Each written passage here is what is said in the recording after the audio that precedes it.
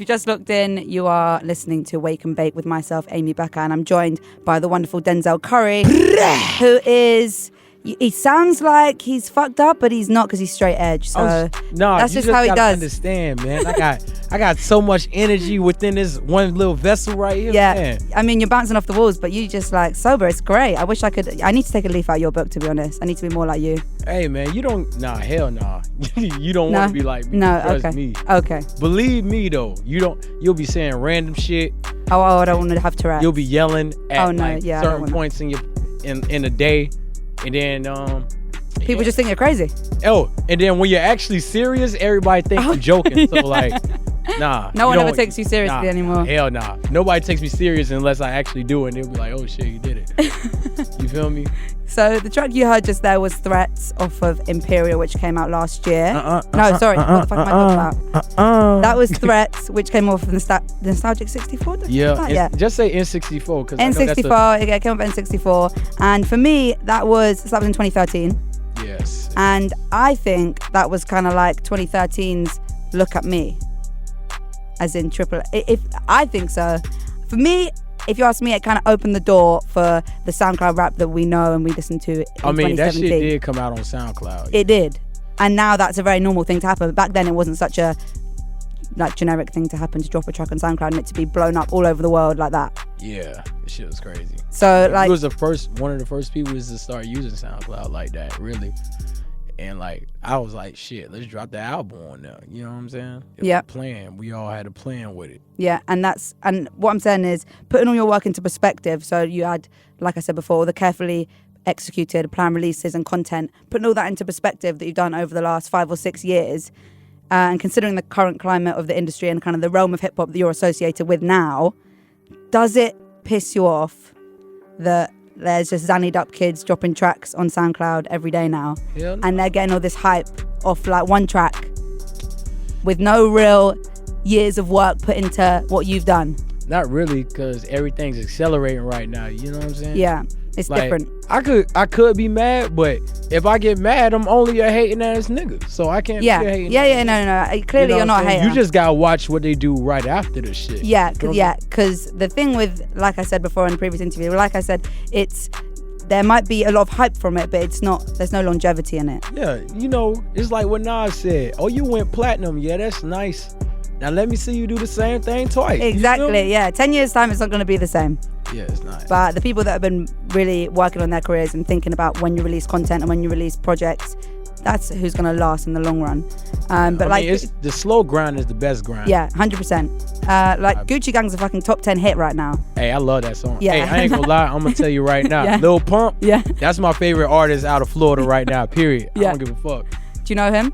Hell yeah. Is he a friend? No, I mean, we cool. Yeah. You know what I'm saying? You wouldn't call him your friend. He's not like your best friend. He's not like my best friend. Okay. You know what I'm saying? I know the nigga. Okay, that's good. I love Lil Pump as well, and I think there's a lot of conversation around that kind of type of music right now when it comes to drug use and the kids these days, which I'm sure is something you can not talk about because you don't do those drugs and you're highly against them. I mean, I'm not saying I'm highly. If you do your shit, yeah, you do your shit, but don't you know what I'm saying?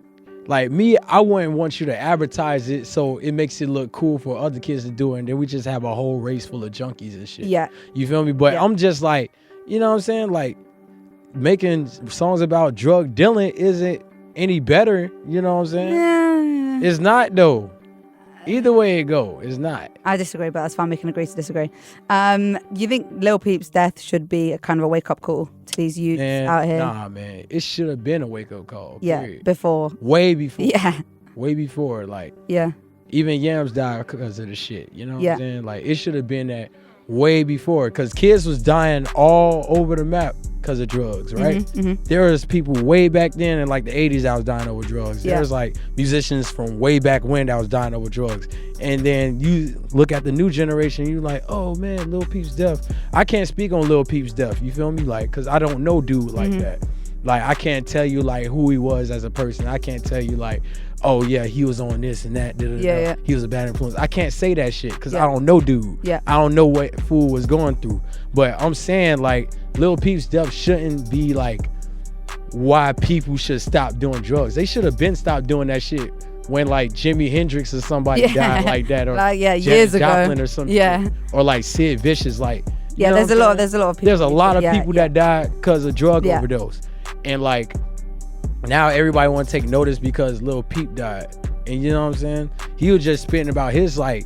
That's his reality. You feel me? Yeah, and I think that there is something now in 2017 that's about being sad is cool, like. And you mean being emo? Yeah, like that's where all these Zanny poppin' kids are coming from. And do you think they're overreacting, or people are actually depressed these days because of social media or because of whatever's going on? It's like half and half. You got half people that's actually depressed. Yeah, and you got half that are like, oh, it's cool. Then, that use it as an image. Like with Lil Peep and everybody, I can't say. I don't know. I don't know. Me, you just do you. I just know. I do me. I just stay in my little corner. Just, you know what I'm saying, chill with my people. With your water. Yeah, with my water. Green tea. With my salad and all that shit. You know what I'm saying? Being healthy boy. But like, I don't know. Like with the whole thing, with the whole emo thing, like, and I was watching Joe Budden talk about it, and he was like, Lil Peep looked genuinely depressed. And I met Lil Peep. The first time I met Lil Peep was the last time I met Lil Peep. Met him once. Yeah, I only met him one time. So I can't really tell you like how he was. Yeah. Can't say it. I have no right to comment on like, his because it doesn't matter how he looked. You don't know what's going through his head. Exactly. It's not where I was, you know what I'm saying? Yeah. Like same with I know Capital Steez didn't do drugs and nothing like that either, but like I can't talk about his situation either because I don't know dude. Yeah. You know what I'm saying? I thought he was a really talented rapper. Same with Lil Peep being a talented musician. Yeah. Like, and the reason why I respect, like, you know what I'm saying, respect him, like, you know what I'm saying? Because he was part of the underground community, and people like that I know like are really close with him. Like Puya was close with him. Fat Nick was like really close to him. So that hit home for both of them. You know? Yeah. And both of them, I grew, like, we all came up with this underground shit together, you know what I'm saying? And we all somewhat brought somebody from the underground, brought somebody up into this whole underground shit to get big. Yeah. It is what it is. I know you've worked with XXXTentacion in the past. Yeah. Would you work with him again? Are you cool? I mean, yeah, I talked to him. Me and him had a long ass conversation about like 2, maybe 3 days ago. Oh yeah. Like a 3-hour conversation. I had a 3-hour conversation with this man. Is he intelligent when he talks? I mean, me and him are the same sign. Yeah. Like, oh, so you really believe in those signs? Like, we're both the same sign. We both got the same life path number. So it's just like, we had a long, deep ass conversation and shit. And I just, you know what I'm saying? We go through our little shit, like me and him, or whatever. But like, I don't really give a fuck about that shit, bro. I know what's in front of me. Yeah. If you know him personally, then you know what he's like, and that's all you need. Yeah, like, no, but he just asked me for like advice type shit. Okay. You know what I'm saying? I give him advice. That's cute. He looks up to you. I mean, I wouldn't say no, but they should, because these are very new artists. No, I just give him advice like shit he got to be aware of, because, you know, he be all up in the news and shit. And I just be like, you know what I'm saying? This is a conversation me and him be having, but like, I just give him advice where he could do better at than, you know what I'm saying? Yeah. Than keeping himself in the news, because every time where his name get brought up, it's something negative, something happened, he getting in a fight, he did something, he said a remark, his trial, all that shit. And I just try to, you know, keep him level-headed, like, look, bro, you gotta focus on your real self, and not this like the person you made. You feel me? I mean, that album that he dropped made me want to kill myself. I mean, I like that album. Yeah, I like it, but it was depressing as fuck. There's the one song with Trippie Redd I love, The Fuck Love. I love that song. But you gotta realize, like, in his perception, like, where he's at, that's how he felt that time. I mean, it's art in that sense. I can appreciate that that's what's going through his head. But for me, I was just like, wow, I do not need to be listening to this when I'm hungover on a Sunday, because it makes me want to die. Well, damn. Shit, I never listened to something that made me want to die. Well, damn. So I want to talk about your forthcoming project, Taboo. Word. Is there any features you want to hint at? I know that Sumo is going to feature Ski Master Slump God. We know that already. Nah. You already confirmed that shit. I definitely confirmed it. Yeah. Ski Mask confirmed. Yeah, Ski Mask confirmed. Yeah. And he's Florida as well, isn't he? Hell yeah. So he's your homie? I mean, I met him. Matter of fact, you know what's crazy?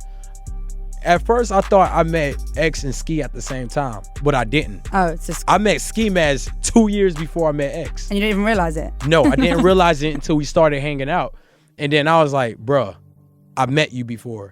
He was like, really? And I was like, yeah, we met before. And I was like, how you met? I was like, I met you with Cooley and Spooky Lean, and I met y'all through my homie Nell. Yeah. And Nell's also was part of Raider Clan too. Yeah. So, and he was like, oh yeah. Then he remembered the house we met at, and we just kicked it from there. Oh, that's cute.